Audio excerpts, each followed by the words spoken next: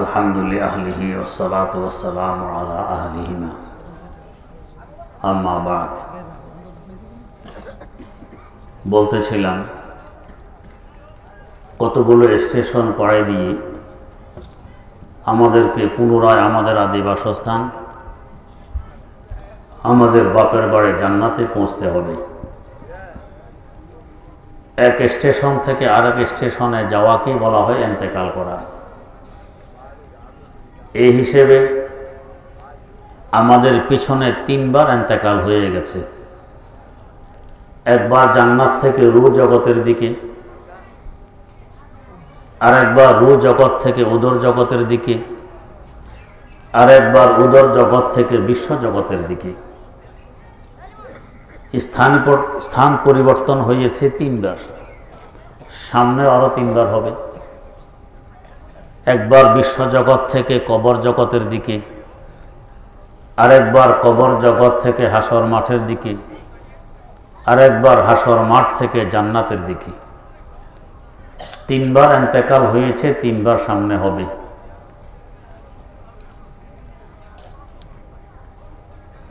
স্থান পরিবর্তন করা কি বলা হয় ইন্তেকাল করা। এবারে একটু বোঝার চেষ্টা করি, যদি আমরা ইন্তেকাল না করি, এখানে থেকে যাই, তাহলে কি জান্নাতে যাওয়া সম্ভব হবে? জান্নাতে যেতে হলে ইন্তেকাল অপরিহার্য, মারা যেতে হবে। আপনি থাকেন ঢাকা, আপনার বাড়ি এখানে, আয় রোজগার করেন, বাড়িতে পাঠান, বিলাসবহুল বাড়ির ব্যবস্থা হলো, আরামদায়ক একটি বাড়ি নির্মাণ করলেন।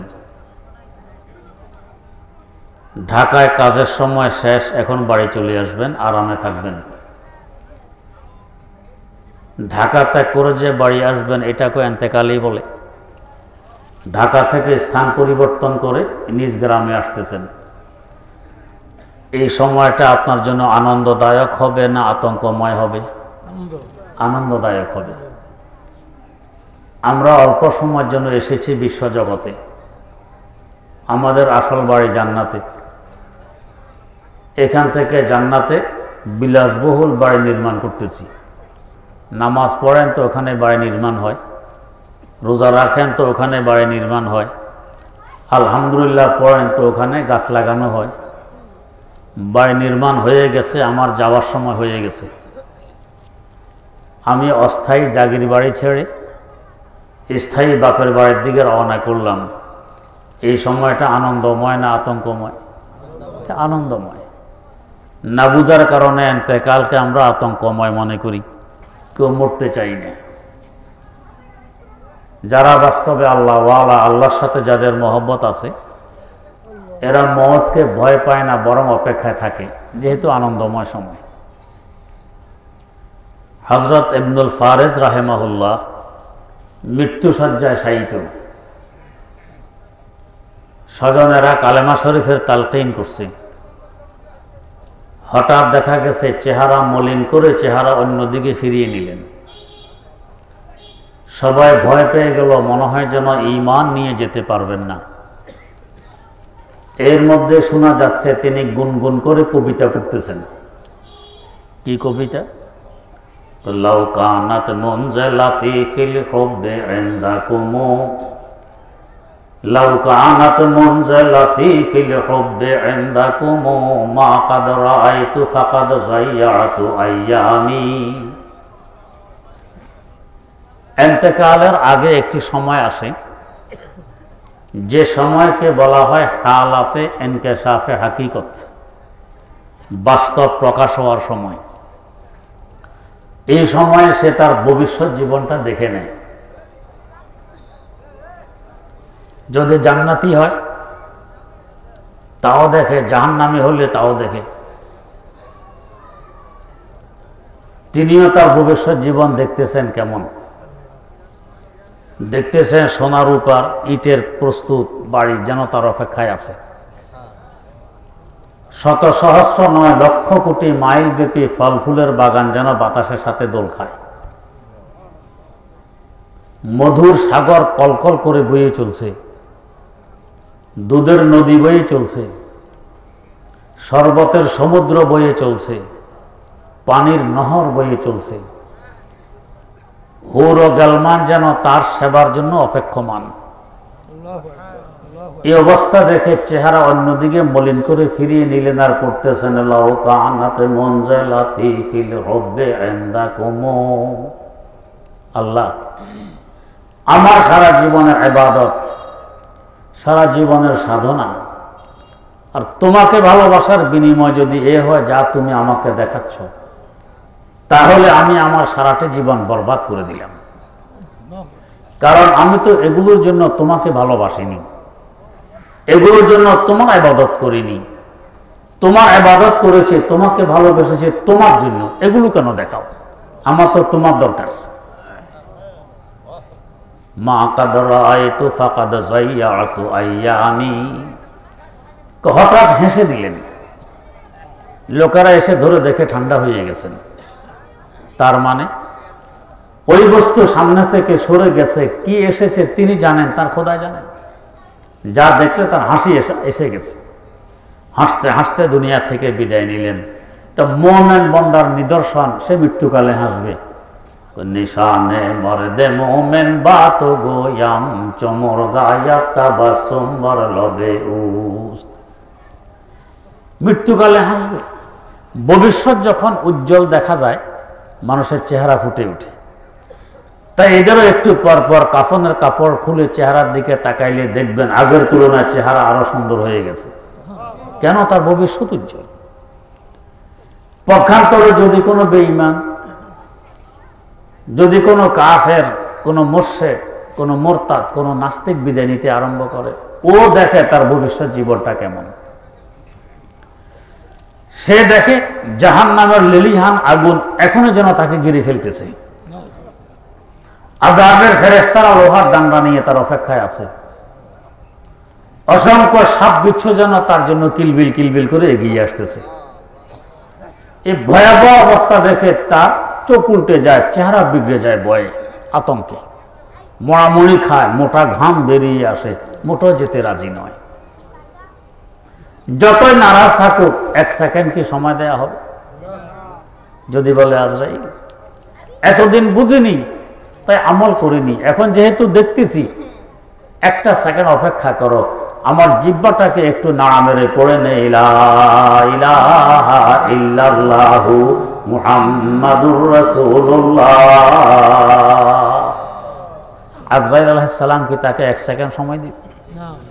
मौत और जिंदगी में फर्क किया इसके सिवा, मौत और जिंदगी में फर्क किया इसके सिवा, एक कदम मंजिल में है और एक कदम बाहर में है, एक कदम मंजिल में है और एक कदम बाहर में है। আমাদের কুমিল্লা এক ব্যক্তি বিদেশে থাকে, সংবাদ পাঠিয়েছে অমুক তারিখ আমি বাড়ি আসতেছি। ছেলে মেয়ে পরিবার এয়ারপোর্ট এসে তাকে এগিয়ে নিয়ে গেছে। কি আনন্দ, কি ফুর্তি। বাড়ি গিয়ে দুয়ারের তালা খুলে 1 পা ঘরের ভিতরে রেখেছে, আর 1 পা এখনো বাইরে। দম করে পড়ে গেল। ছেলে মেয়েরা এসে দেখে ঠান্ডা হয়ে গেছে, আর জিন্দা নেই।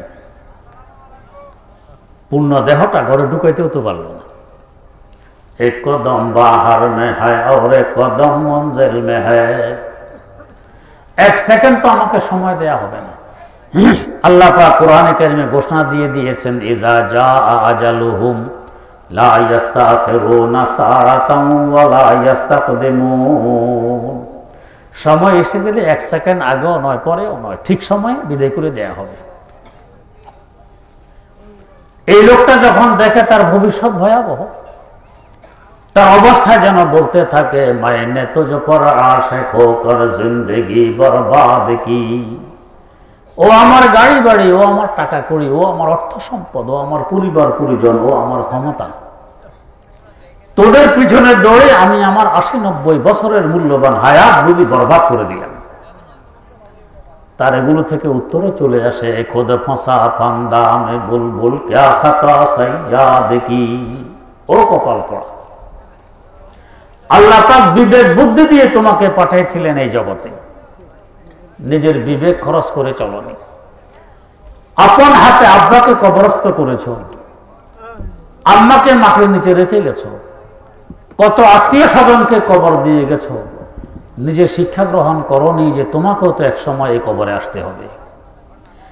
এর পাশাপাশি আলেম ওলামাদের মাধ্যমে তোমাকে বোঝানোর চেষ্টা কম করা হয়নি, তাদের বুঝ গ্রহণ করনি, নিজেও বিবেক খরচ করে চলনি। অপরাধটি কার খোদ ফসা ফান্দা মে বুলবুল ক্যা খাতা সৈয়াদ কি, অপরাধ কার চিন্তা করো। এই কথাগুলো সামনে আনলে অনেকে বিশ্বাস করতে চায় না, কেন? যুক্তিতে ধরে না। সকল কথা সকলের যুক্তিতে ধরা তো আবশ্যক নয়। সকল কথা সকলের যুক্তিতে ধরলে দুনিয়াতে মতানৈক্য সৃষ্টি হতো না, সব একমতে চলত। কিছু বিষয় আছে আপনার যুক্তিতে ধরবে, আমার ধরবে না, কিছু আছে আমার ধরবে, আপনার ধরবে না। এমনই এক নাস্তিক মঞ্চে দাঁড়াইয়া চ্যালেঞ্জ করল, আল্লাহ খোদা বলতে কিছু নেই, আলিয়াজুবিল্লাহ। একজন মুসলমান মৌলভী সাহেব দাঁড়াইয়া তার চ্যালেঞ্জ গ্রহণ করলেন, আল্লাহ একজন আছেন, আমি প্রমাণ করব। নাস্তিক বলছে, তাহলে আমি আপনাকে 3টি প্রশ্ন করছি, আমার 3টি প্রশ্নের যুক্তিসঙ্গত উত্তর দিতে পারলে বুঝবো আপনাদের আল্লাহ একজন আছেন, উত্তর দিতে না পারলে আমার দাবিতে আমি 100% সঠিক, আল্লাহ খোদা বলতে কিছু নেই। কি প্রশ্ন? 1 নম্বর প্রশ্ন, আপনার আল্লাহ এই মুহূর্তে কি করতেছেন আমাকে দেখাই দিতে হবে, না হয় আমি বিশ্বাস করব না। 2 নম্বর প্রশ্ন, আমি অনদেখা কিছু বিশ্বাস করি না, আপনাদের আল্লাহ অনদেখা, আমাকে বিশ্বাস করাইতে হলে আল্লাহ দেখাই দিতে হবে।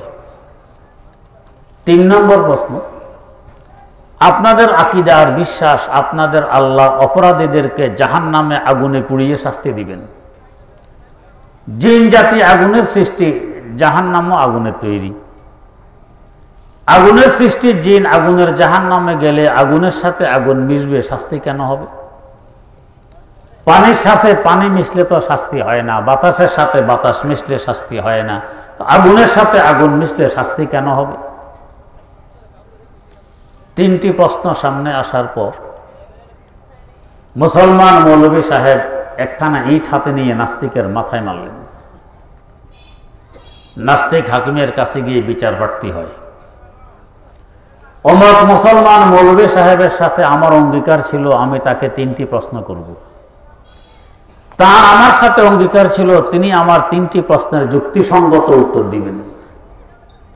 আমি তো প্রশ্নগুলো উত্থাপন করে আমার অঙ্গীকার পূরণ করেছি, তিনি আমার প্রশ্নের জবাব না দিয়ে অঙ্গীকার ভঙ্গ করেছেন, এর পাশাপাশি আমার মাথায় ইট মেরেছেন, আমি এখন ব্যথায় মারা যাচ্ছি, বিচার চাই। কোর্ট থেকে সমন জারি হল মৌলভী সাহেবকে হাজিরি দেওয়ার জন্য। তিনি কোর্টে যাওয়ার পথে যে ইটখানা নাস্তিকের মাথায় মেরেছিলেন, ইটখানা সাথে করে কোর্টে নিয়ে হাজির হলেন। সাক্ষী মুখির প্রয়োজন নেই, ইট নিজেই সাক্ষী। হাকিম সাহেব জিজ্ঞেস করলেন, মৌলভী সাহেব, এই ভদ্রলোকের আপনার সাথে অঙ্গীকার ছিল তিনি আপনাকে 3টি প্রশ্ন করবেন, ঠিক কিনা? জি ঠিক। আপনার তার সাথে অঙ্গীকার ছিল আপনি তার 3টি প্রশ্নের যুক্তিসঙ্গত উত্তর দেবেন, সত্য কিনা? জি সত্য। তিনি প্রশ্ন উত্থাপন করে তার অঙ্গীকার পূরণ করেছেন কিনা? জি করেছেন। তাহলে আপনি কেন অঙ্গীকার ভঙ্গ করলেন, প্রশ্নের উত্তর দিলেন না, উল্টা তার মাথায় ইট মারলেন, বেচারা এখন ব্যথায় মারা যাচ্ছে, কারণটা কি?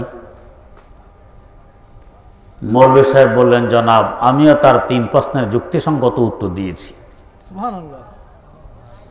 কোথায় উত্তর? উত্তর আমার ইট মারার ভিতরে।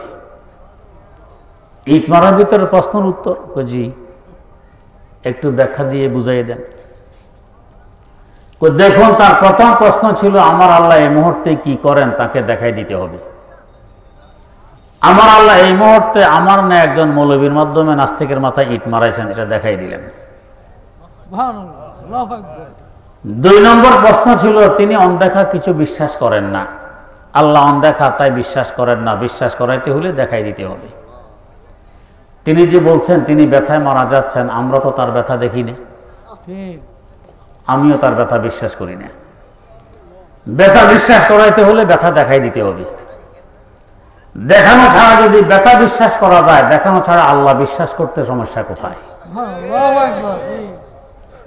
3 নম্বর প্রশ্ন, আগুনের জিন আগুনের জাহান্নামে গেলে আগুনের সাথে আগুন মিশবে, শাস্তি কেন হবে? আমার প্রশ্ন, এই নাস্তিক মাটির সৃষ্টি, ইট কেন মাটির তৈরি? মাটির তৈরি ইট, মাটির সৃষ্টি নাস্তিকের মাথায় লাগলে মাটির সাথে মাটি মিশলো, শাস্তি কেন হবে? যদি মাটির সাথে মাটি মিশলে শাস্তি হতে পারে, আগুনের সাথে আগুন মিশলেও শাস্তি হতে পারে। তো মৌলভী সাহেবের তো উত্তর যুক্তিসঙ্গত, নাস্তিকের তো বুঝে আসেনি। সকল যুক্তি সকলের বুঝে না আসাই স্বাভাবিক। এক জগতে থাকা অবস্থায় আরেক জগতের কথাবার্তা যুক্তিতে ধরবে কিভাবে? আমরা যখন উদর জগতে ছিলাম, মায়ের পেটে ছিলাম, তখন যদি আমাদেরকে বলা হতো, বেটা তুমি এখানের জন্য স্থায়ী নও, এখানে থাকতে পারবে মাত্র 9 মাস, এরপর তুমি এমন এক বিশাল জগতে পদার্পণ করবে যে জগতের মহাশূন্য দিয়ে প্লেন এবং রকেট উড়াউড়ি করে, যে জগতের স্থলপথ দিয়ে রেলগাড়ি এবং বাস দৌড়াদৌড়ি করে, যে জগতের জলপথ দিয়ে লঞ্চ এবং স্টিমার চলাচল করে, মায়ের পেটে শিশু বিশ্বাস করবে? বলবে সব পাগলের কলাম।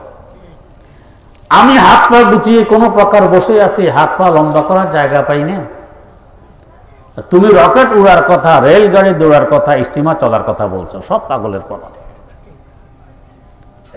মায়ের পেট থেকে বের হওয়ার পর এখন সচক্ষে দেখে নিচ্ছে এগুলো বাস্তব, প্রলাপ নয়।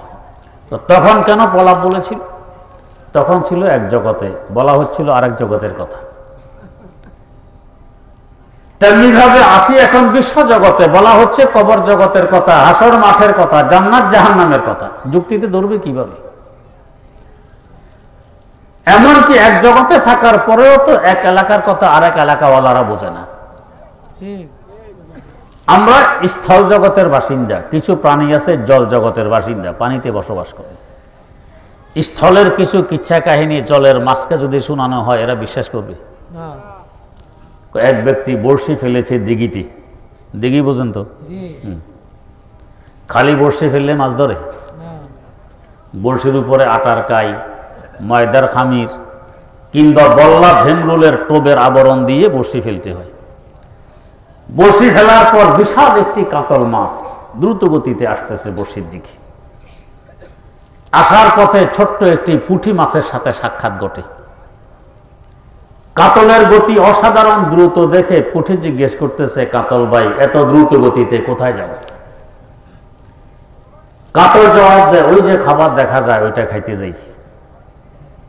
পুঁটি বলছে, ভাই তোমার পায়ে ধরি, যতটুকু এসেছো এসেছো, ফিরে যাও, সামনে গিয়ে বিপদের সম্মুখীন হইও না, জীবন হারাইও না। কাতল জিজ্ঞেস করে, সামনে বিপদ কোথায়? পুঁটি বলে, যেখানে তুমি খাবার দেখতেছ এখানে বিপদ। কাতল বলছে, ও ধোঁকা দিয়ে নিজে খাওয়ার বুদ্ধি। কাতল ভাই ভুল বুঝতেছ, সামনে মহা বিপদ। আমি দেখতেছি সুস্বাদু খাবার, গ্রানযুক্ত খাবার, গ্রান পেয়ে তো আমি আসতেছি, তুমি বলো বিপদ। পুঁটি বলছে, ভাই দেখো এটা আসলে খাবার নয়, তো এটা কি? এটা খাবারের আবরণ। খাবারের আবরণ? কি অর্থ খাবারের আবরণের? পুঁটি বলছে, ভাই দেখো এই বিষয়ে তুমি কোনো লেখাপড়া করনি, তুমি এই বিষয়ে অজ্ঞ। আমি কিন্তু এই বিষয়ের একজন মৌলবী সাহেব, যথেষ্ট লেখাপড়া করেছি। এটা খাবারের আবরণ, ভিতরে একটি লোহার বাঁকা কাঁটা আছে, কাঁটার এক মাথায় আরেকটি উল্টো কাঁটা আছে, অপর মাথায় সুতা বাঁধা আছে, সুতার মাথায় ছাট বাঁধা আছে, ছাটের মাথায় একজন মানুষ ধরে বসে আছে। কাতল বলে, থাকলে কি হবে? পুঁটি বলছে, তুমি এই খাবারের আবরণকে খাবার মনে করে মুখে তুলে গিলা মাত্র উপরওয়ালা টের পাবে। টের পাইলে কি হবে? টের পাইলে সে বড়শি টান মারবে। টান মারলে কি হবে? টান মারলে লোহার বাঁকা কাঁটা তোমার গালে বিঁধবে। কাঁটা গালে বিঁধলে কি হবে? পুঁটি বলে ব্যথা হবে, ব্যথা। কাতল জিজ্ঞেস করে ব্যথা আবার কি? কারণ এর আগে কোনোদিন কাঁটা গালে বিধিনি, অভিজ্ঞতা নেই, তাই জিজ্ঞেস করে ব্যথা আবার কি? হৌরানে বেহেশতে ये रा दोज़ख बुआ दराफ, হৌরানে বেহেশতে ये रा दोज़ख बुआ दराफ, az दोज़ख या पुरसके अराफ बेहेश्तास्त, az दोज़ख या पुरसके अराफ बेहेश्तास्त। জান্নাত জাহান্নামের মধ্যবর্তী ওয়ালকে বলা হয় আরাফ। ওয়াল শব্দ শুনে আবার ভাববেন না যে ইটকে কাত করে গাঁথুনি দিলে 3 ইঞ্চি ওয়াল হয়, চ্যাপ্টা করে দিলে 5 ইঞ্চি, ফাতালে করে দিলে 10 ইঞ্চি। না, এই ওয়ালটি চওড়া হবে কোটি কোটি কিলোমিটার। এখানে বেহেশত থেকে কিছু সুখ শান্তি আসে, দোজখ থেকে কিছু অশান্তিও আসে। আল্লামা সাহাবী বলেন, কোন বেহেশতি হুরকে যদি এখানে আনা হয় আরাফে, এরা বলবে ইন্না লিল্লাহ, আমাদেরকে জাহান্নামে নিয়ে এসেছে। পক্ষান্তরে কোন জাহান্নামীকে এখানে আনলে তারা স্বস্তির নিঃশ্বাস ফেলবে আর বলবে আলহামদুলিল্লাহ, এতদিনে জান্নাত পাইলাম। একই জায়গা মন্তব্য 2 ধরনের। বেহেশতের হুর পূর্ণ শান্তিতে থাকে, সামান্য অশান্তিকে পূর্ণ অশান্তি মনে করে ইন্না লিল্লাহ পড়ে। জাহান্নামী পূর্ণ অশান্তিতে থাকে, সামান্য শান্তি পেয়ে স্বস্তির নিঃশ্বাস ফেলে আলহামদুলিল্লাহ পড়ে। তো কাতলের অভিজ্ঞতা নেই, ব্যথা কি? তাই জিজ্ঞেস করে ব্যথা আবার কি?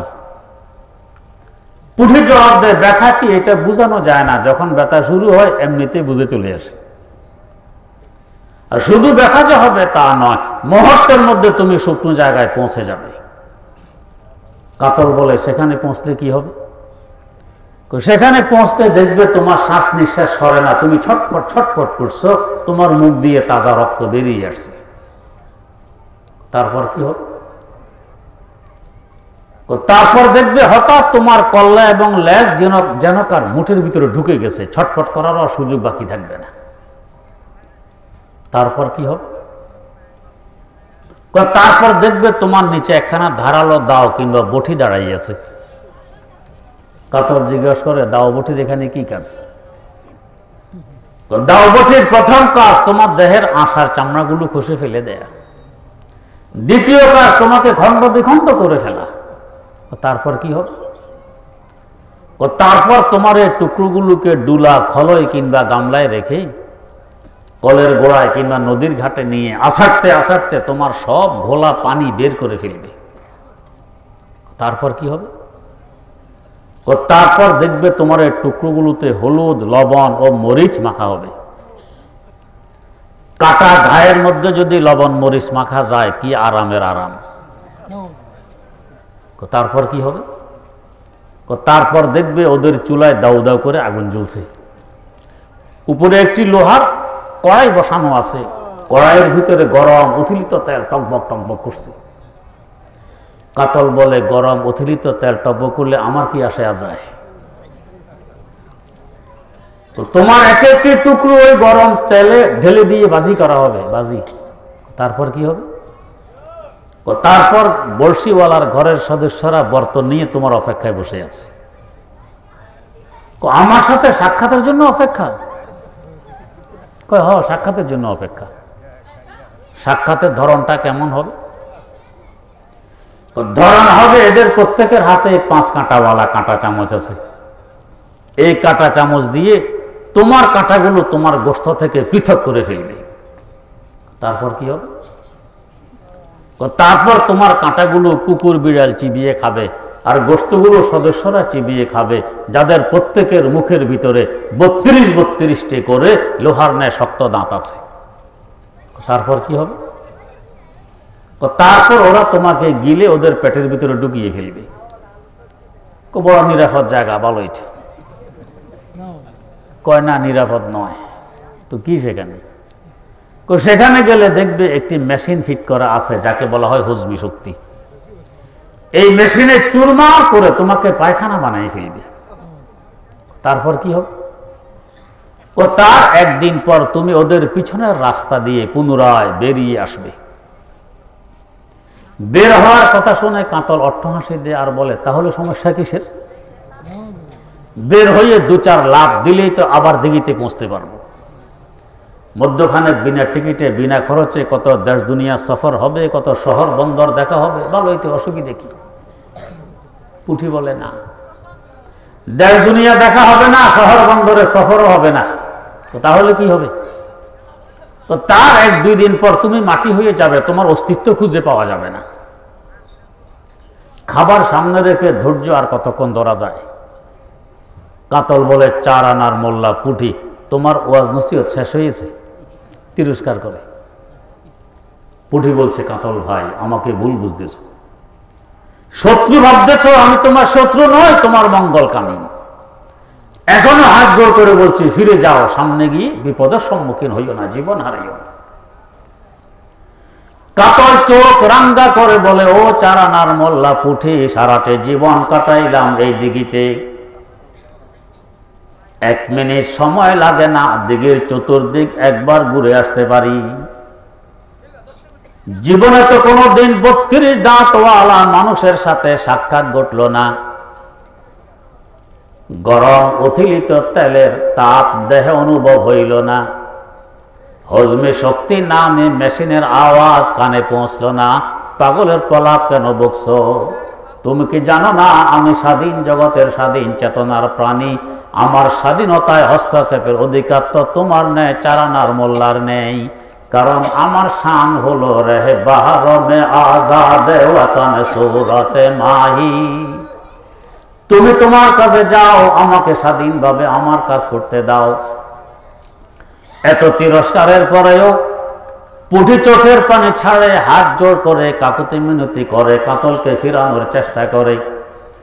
কাতল দাঁত কিরমির মেরে পুঁটিকে অবজ্ঞা করে, দ্রুত গতিতে এগিয়ে গিয়ে বড়শি মুখে তুলে গিলা মাত্র উপরওয়ালা টের পেয়ে টান মারছে।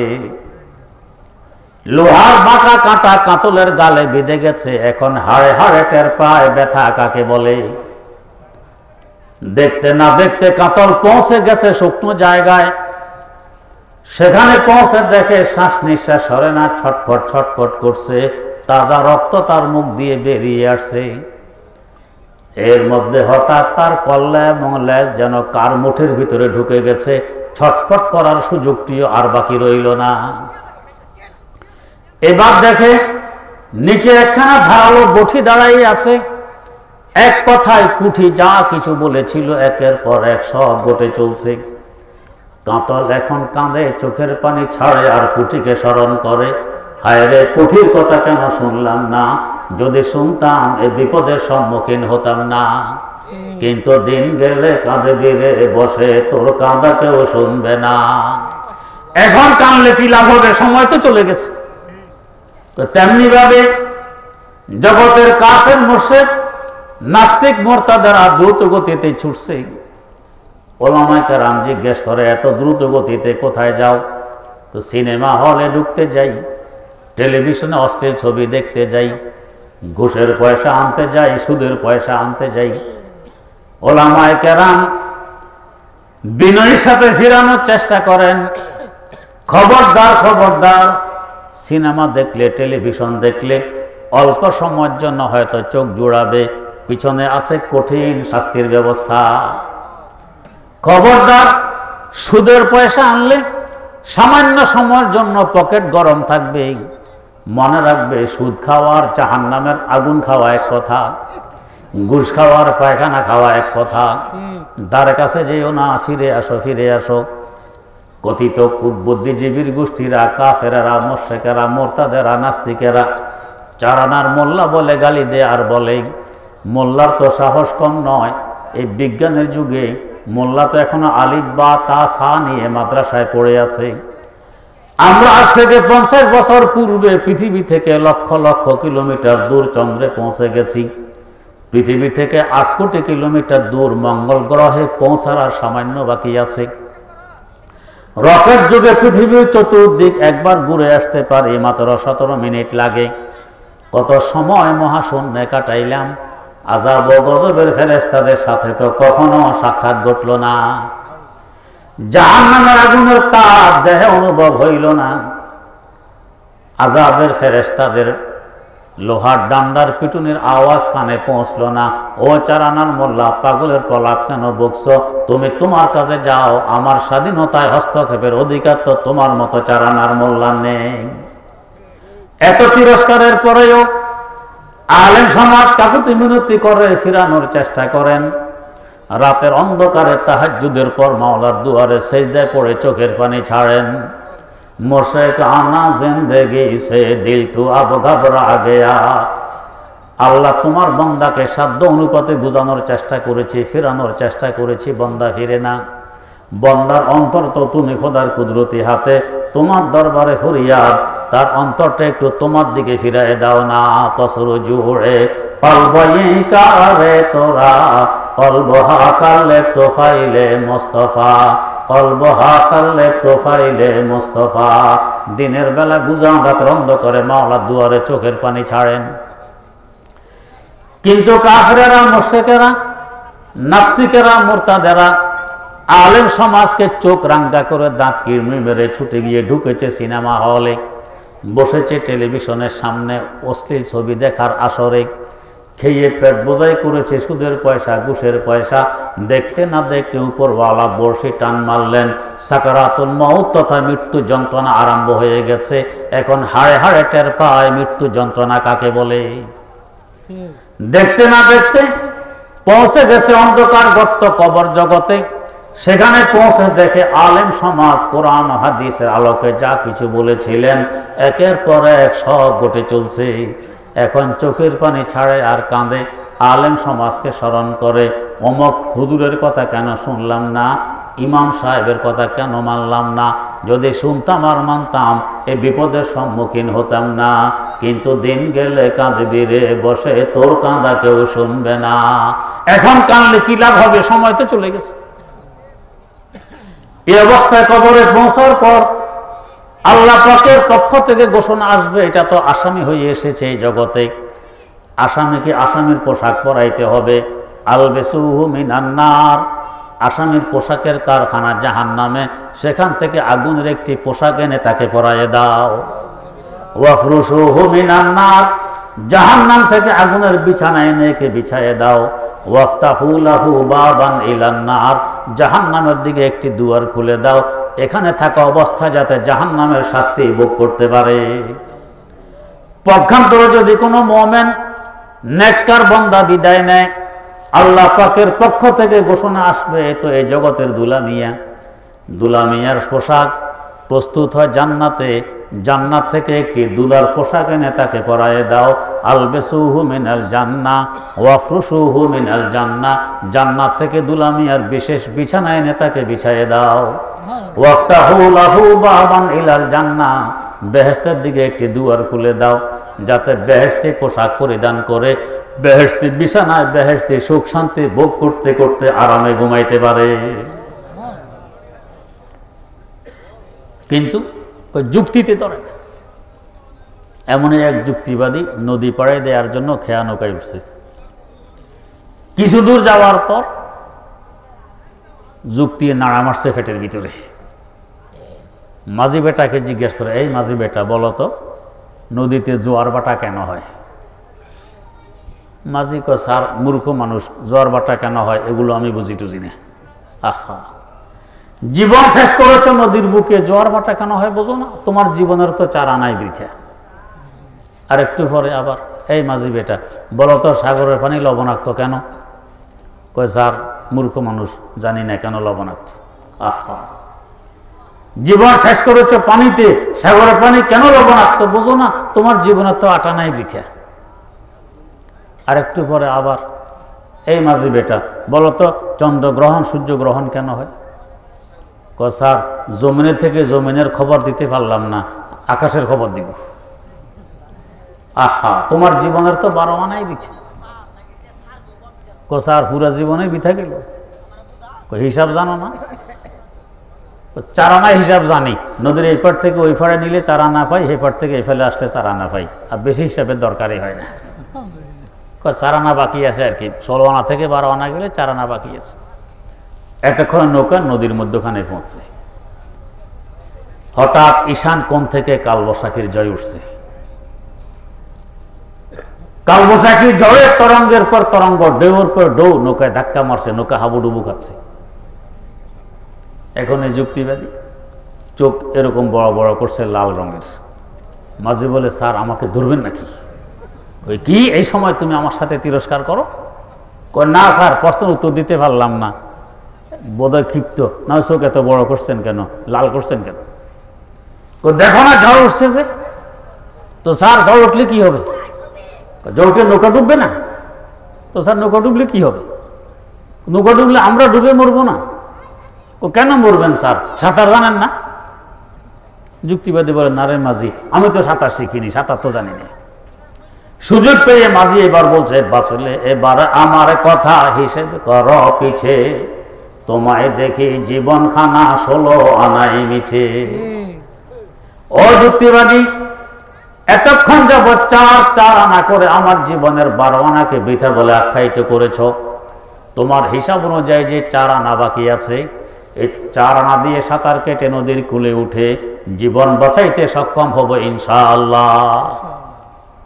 তেমনি ভাবে কাফের, মুশরিক, নাস্তিক, মুরতাদেরা যখন কবর নামী নদী পাড়ি দিতে আরম্ভ করবে, ঈশান কোণ থেকে ঝড় উঠবে, প্রথম তরঙ্গ ধাক্কা মারবে, মার রব্বুকা, বলতো তোর পালন কর্তাকে, তাকে চিনোস কিনা?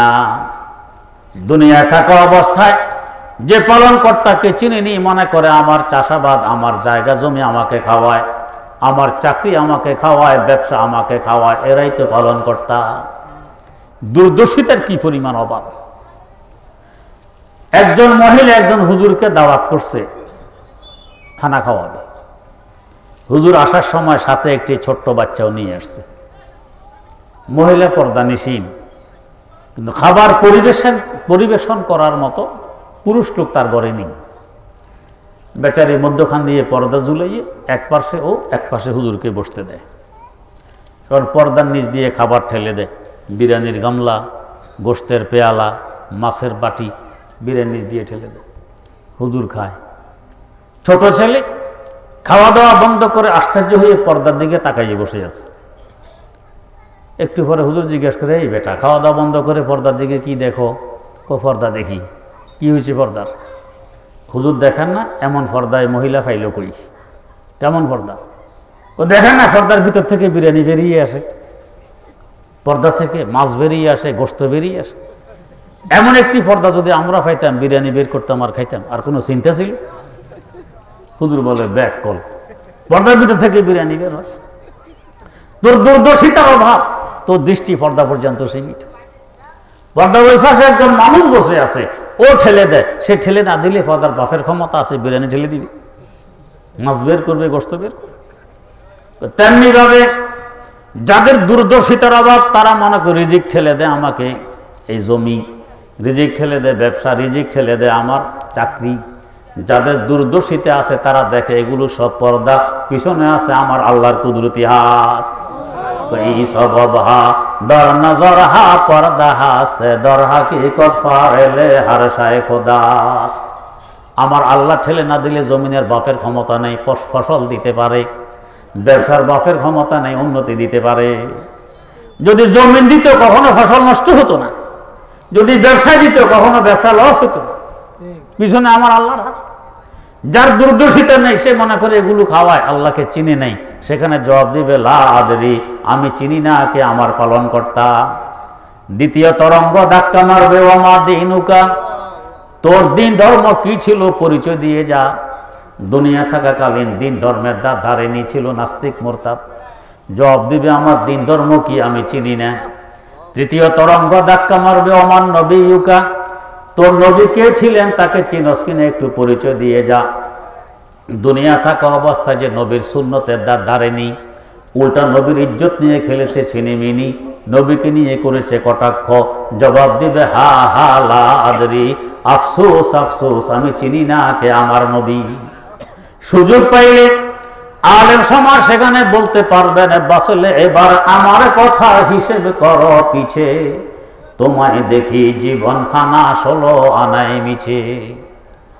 ও কাফের মুশরিক নাস্তিক মুরতাদ, দুনিয়া থাকা অবস্থায় 4 আনার মোল্লা বলে গালি দিতে, ওই 4 আনার ঈমান দিয়ে সাঁতার কেটে কবর নামী নদী পাড়ে দিয়ে বাপের বাড়ি জান্নাতে পৌঁছতে সক্ষম হব ইনশাআল্লাহ। কিন্তু এই 4 আনার ঈমান না শেখার দরুন আমরা তো দেখতে পাচ্ছি তোমার জীবনের 16 আনা এই কবর নামী নদীতে তলিয়ে যাচ্ছে। তোমায় দেখে জীবন খানা 16 আনায় মিছে। তো যুক্তির পিছনে ধরতে হয় না। 16 লক্ষ পয়গম্বরের সাক্ষী আর সংবাদ মিথ্যা হওয়া সম্ভব নয়। এরা তো সবাই একসাথে বসে মিটিং করে বলেনি যে চলো আমরা সবাই বলবো জান্নাত জাহান্নাম আছে। হাজার হাজার বছরের তো ব্যবধান আছে এক নবী থেকে আরেক নবী। যারা কলঙ্ক মুক্ত ফুলের ন্যায় স্বচ্ছ জীবনের মালিক, জীবনে মিথ্যা ধারে কাছে যাননি, এমন 100 লক্ষ মানুষের এক কথা মিথ্যা হওয়া সম্ভব নয়। যুক্তিতে দরুক আর না দরুক মানতে হবে, এটাই মুক্তি।